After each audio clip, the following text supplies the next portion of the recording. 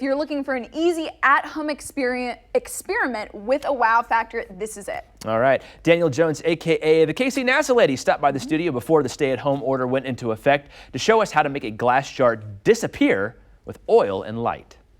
Hey guys, I'm here today to do a really cool experiment, kind of a magic trick sort of, and I wanted to choose something that was really easy to find now and inexpensive so you could do with your kids, and this should keep them busy for at least a couple of hours. Okay, so the science that we're working on today is the refractive index. Regular glass and light waves have the same refractive index, but Pyrex is a different kind of glass. It's borosilicate glass. So it has the same refractive index as oil.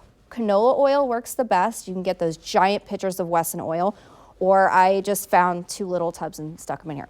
So as long as you have actual Pyrex, you take this, and because if something has the same refractive index, it cancels it out and makes it disappear.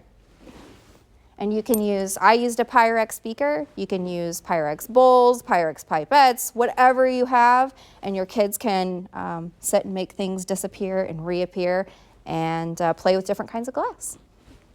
That was exactly what I needed this morning. So great there. Bill?